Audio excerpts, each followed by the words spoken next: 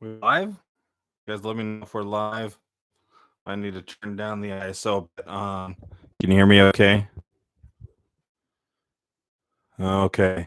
Easy talk. I'm doing this for the first time with the most unprofessional gear because I don't have a switcher or video card by any means. So I'm just doing this the best I can, seeing if this is even worth it. I don't have so yeah, how you guys doing? I'll be looking to the side a lot because I don't have a dedicated monitor for this, but I may need to turn the ISO down a little bit on the camera or bump up the oh, I'm going to. Hold on 2 seconds and then let's dive right into this, guys.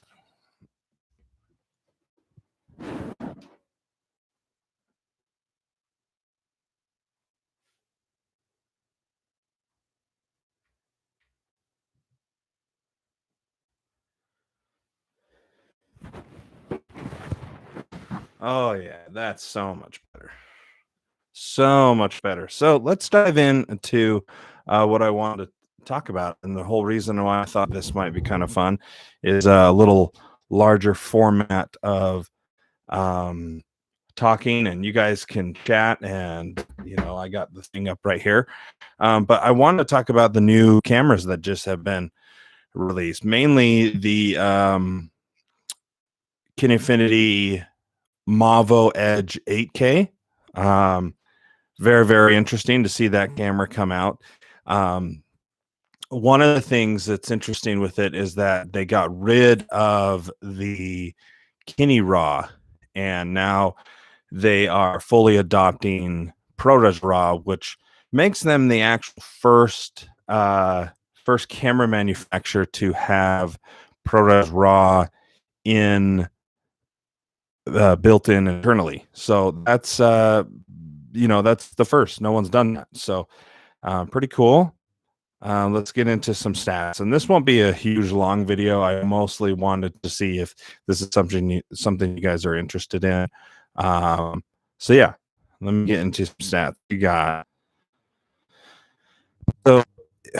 sorry about that. Got a little pop here in the. So we got the KINEFINITY MAVO Edge 8K, and if you look at it, it's almost like it has that Arri Alexa Mini carbon fiber, but then the shape of it, where the ports are at, and even the way it like flares out on the side with the SDI and DTAP and all their connections, it's very red DSMC2 look. So very, very interesting. What do you guys think? If there's any people, and also too, if you want to ask any questions, feel free. But yeah, what do you guys think of this camera? I mean, it's recording 8K full frame. It has a lot of awesome little bells and whistles to it. Let's go through some of them. So it will do 8K all the way up to 75 frames per second in ProRes and ProRes RAW. It will not be cropping the sensor at all the way to 8K DCI, 8K open gate. That is the entire sensor. So the entire sensor actually looks like it does crop a little bit, but the entire sensor goes all the way to 48 frames per second. It does oversample when you go into different frame rates and different resolutions, which is really cool. If you're not familiar with oversampling, to me, Canon's done a really good job at this. Sony has too, actually. A lot of their cameras do this too. So, like, for instance, I think Sony's was one of the first to have a 6K sensor, and then it would oversample and push that down to a 4K signal. And so that's what they're doing. You're going to take the full 8K image and push it into a 6K image, and that's what it'll write to the card, and a 4K image. You have tons of different flavors of ProRes too. So you literally have like all of ProRes when it comes to the KINEFINITY. So you have ProRes RAW, ProRes RAW H. I think it's ProRes RAW HQ. Is that it? I think it's been a while. But then you have ProRes 422, HQ, LT, ProRes 444, 444 XQ. So you got a lot of options in ProRes. So if you're a ProRes lover and that's all you like, it's a great option. Now, one thing is to keep in mind, ProRes RAW is like not all RAWs are the same. They're not the same. It's just don't let anyone fool you in thinking that they are, because they're not. You know, I'm constantly Keyframe Academy, thank you, JP, thank you. Oh man, thank you. Yeah, don't get fooled by raw. Raw is just a term that I think is thrown around a lot that really doesn't mean what people think. So ProRes RAW is a very interesting RAW. I think if you have it compared to, you know, a Sony's internal 10-bit, you might as well use it because you're going to get more latitude, more available latitude from the camera. You're also it plays back really nice, better file sizes. But don't get confused. ProRes RAW, one of the things is it's the exact same workflow as if you were shooting a JPEG and a RAW image. And what I mean by that is a JPEG, you take the picture and you start, you know, changing exposure and post, well, it's going to fall apart. Well, you take that same photo and you start moving it around, exposure, and it doesn't fall apart. Well, that's how ProRes RAW is. It's a different RAW workflow than what most cinematographers and filmmakers are used to, if they are used to a RAW video workflow, which was really established by Red. Now, in my opinion, Red has the best RAW workflow. It's just first to do, and they just have it dialed in perfectly. You can go in and change the metadata, where ProRes RAW, you can't change any of that. So be aware of that. Not all RAW is the same. Oh, this is my connection is having some problems. So yeah, it looks like a great sensor. I'm assuming the sensor is probably a Sony. I'm not positive, but I'm assuming it's a Sony sensor. It's got dual base ISO. They have a new they're using SATA 3.0 SSDs and NVMe, so fast, good, affordable drives. And it sounds like you can either buy them, you can buy your own, and they'll send, and you can buy the chassis and put it together, or you can buy that already done. They're proprietary. Comes with tons of different mounts. KINEFINITY has always done a good job with mounts, but I think the biggest thing that they've done so well is they've just made it look legit, where, you know, before I looked at the camera and you could just see, I don't know, it just felt undone, just not polished, and this looks nice. So comparing that though to the Red Komodo 6K, which is a camera I am very much looking forward to. Let's see here, I had this up 2 seconds ago. Now, why am I looking forward to the Red Komodo? Well, wow, there was a lot of, sorry about that. There was a lot of, one of the reasons I'm really looking forward to the Red Komodo is like I said, I love Red's workflow. I'm a raw workflow person too. I don't like proxies. I don't use them. I never use them. And even with like an 8K, if you haven't seen the little film we shot called Hold Close, check it out. I think it was the post or two. I think it was the last post. That was all shot 8K, 8:1. It was 8:1, 5:1, and 12:1 ratios, but mostly 8:1. And I have a 2013 Mac Pro. It's not decked out by any means, and it works absolutely fine. Had no issues whatsoever, and I just love Red's raw workflow. It just works, and so it's something I've always really liked. Now, other cameras have great workflows, But that's one of the main huge reasons why I like the red R3D Red Echo RAW. So let's kind of go through the stats. We got with Reds, the new Komodo, it is a 6K Super 35 sensor. So of course, I wish it was full frame. I love full frame. Who doesn't? A camera that I've been highly considering actually purchasing has been a Monstro because I love that large look.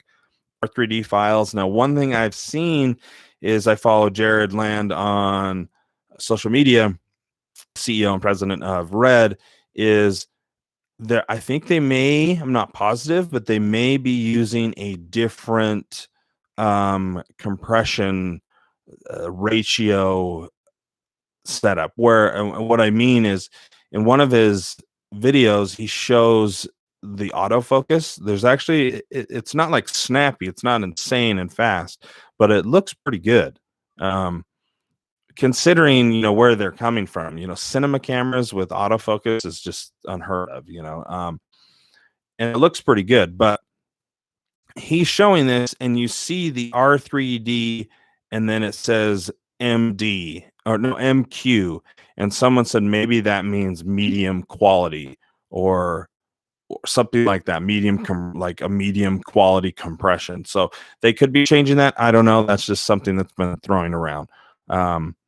So it uses CFast cards. You're going to have any type of lens mount you want because you have an RF mount. It'll be wireless and controlled. You can be able to control it from any smartphone, which is awesome. 60p, and then the full sensor is 60p. The full sensor, the max frame rate is 60p, but I think that crops in a little bit.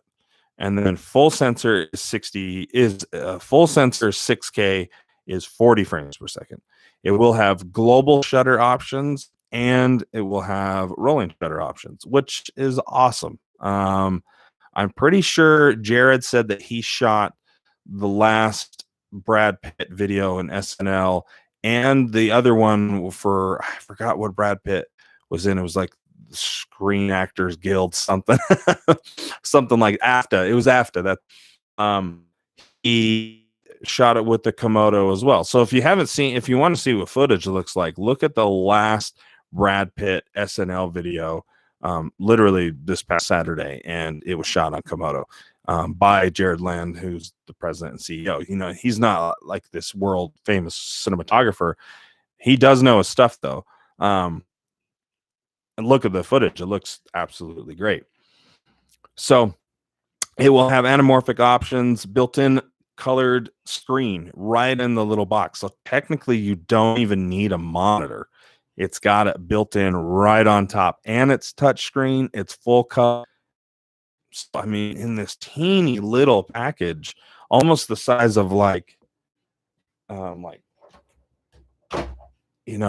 the size of, you got this Swit battery here. It literally is like almost the size of like two of these, and it weighs 2 pounds, and you're getting R3D files, 6K, water resistance, weather sealed camera, and it's just it's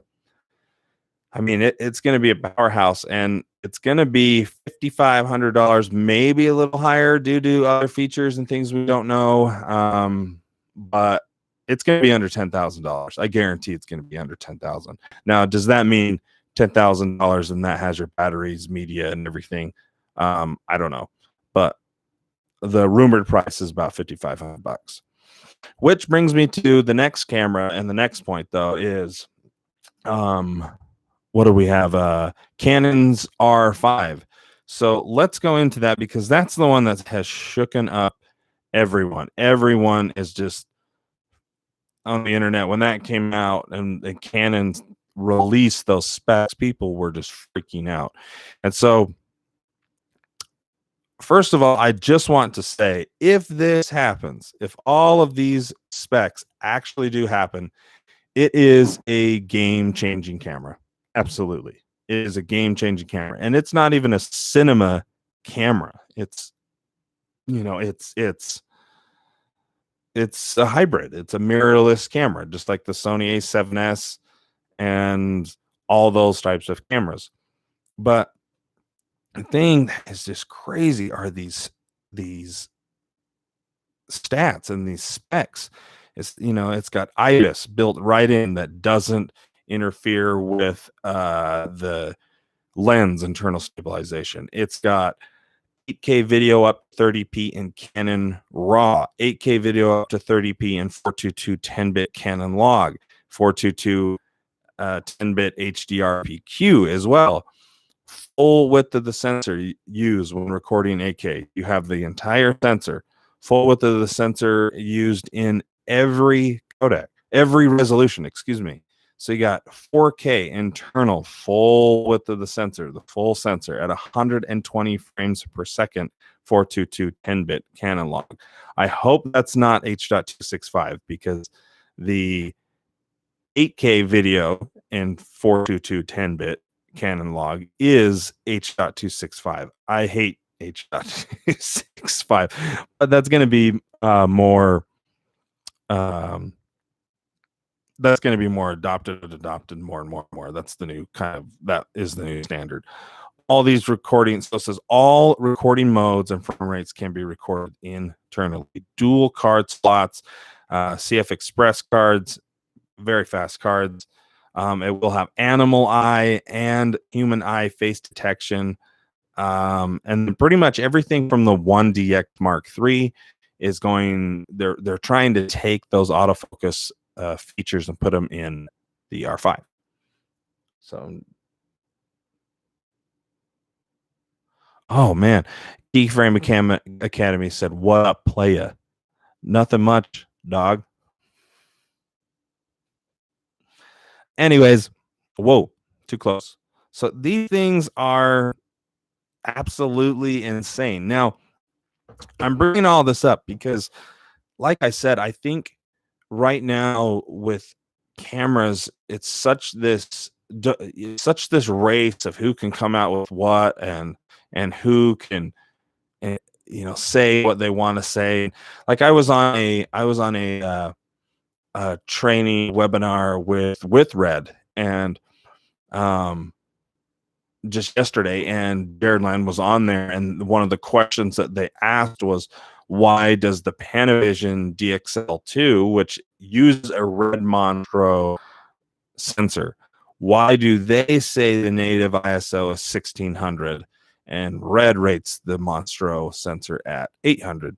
And I think, and Jared's reply was actually really sharp. He just said, you know, it just gives them kind of that edge, that marketing edge. And he didn't say it like that, but you know, it just, you know, it's all marketing. A lot of these things are marketing, but one of the things that I think that we need to consider is, what do you need? What do you need? What is the best for your workflow? And of course, what do you want? That's a part of it too. I'm the type of person that I need a new computer. I need a new computer.